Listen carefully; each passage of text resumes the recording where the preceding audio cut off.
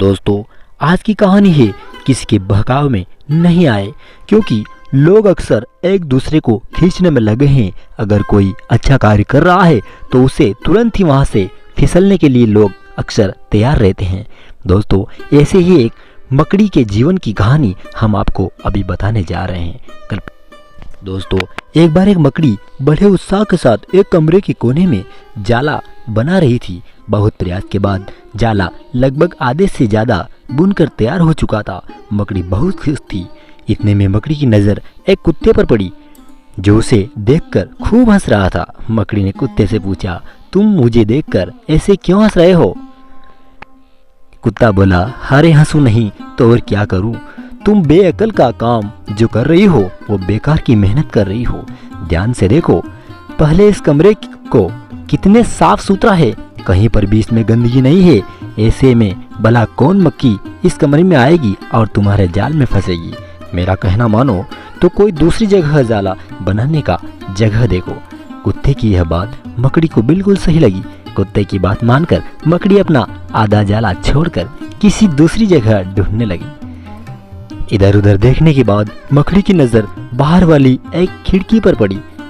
अब मकड़ी ने अपना काम शुरू कर दिया जाला बुनने का। लेकिन इतने में वहां एक कबूतर आई और बोलने लगी, बहन, अरे मकड़ी बहन, ये तुम क्या कर रही हो? यहाँ पर जाला मत बनाओ।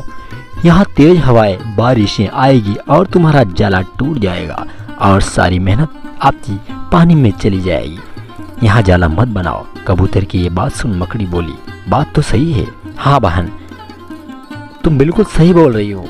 इतना बोल मकड़ी उदास मन से वहां से चली गई और दूसरी जगह खोजने लगी। समय काफी हो चुका था। अब मकड़ी को इतनी मेहनत करने के बाद बहुत तेज भूख भी सताने लगी। इतने में मकड़ी को एक अलमारी खुली हुई मिली। मकड़ी तुरंत उस अलमारी में घुस गई और फिर से पूरे उत्साह के साथ एक कोने में जाला बुनना शुरू कर दिया। इस बार एक गिलहरी आई और कहने लगी, बहन, अरे रुको रुको, क्यों बेकार की मेहनत कर रही हो? जल्दी ही मकान मालिक ने इस अलमारी को बेच दिया है। इस अलमारी की सफाई होगी और नया पेंट करवाया जाएगा, तब न तुम बचोगी नहीं तुम्हारा जाला। मकड़ी डर गई और तुरंत वो स्थान छोड़ने का फैसला ले लिया और वहां से चली जाती है। अब मकड़ी थकी हारी उदास मन से एक कोने में बैठ गई। अब जाला बुनने की ताकत भी उसमें नहीं बची। मकड़ी ये सोचने लगी कि पहले ही ये जाला बुन लिया होता तो मेरी ये हालत न होती। इतने में एक चींटी आई और बोली, मैं तुम्हें कब से देख रही हूँ। जब भी तुम जाला बनाना शुरू करती हो तब हर बार किसी दूसरे के कहने पर अपना जाला अधूरा छोड़कर वहां से चली जाती हो। दूसरों के कहने पर जो कोई भी अपना काम ऐसे अधूरा छोड़कर चला जाता है वो कभी अपनी मंजिल को हासिल नहीं करता है। दोस्तों, इसी तरह हम इंसान भी अगर कोई कार्य हम कर रहे हैं और किसी ने बोल दिया कि नहीं ये आप बेकार कर रहे हो, तो हमारी मेहनत, हमारी लगन, हमारा दिमाग वहां से विचलित हो जाता है और उस जगह को छोड़कर कहीं दूसरी ओर ध्यान भटक जाता है।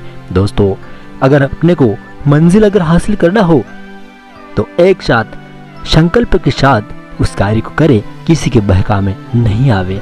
दोस्तों, आज की कहानी को हम यहीं विराम देते हैं। मिलते हैं नेक्स्ट कहानी के साथ। तब तक के लिए आप सभी को जय हिंद, वंदे मातरम, जय श्री राधे कृष्णा।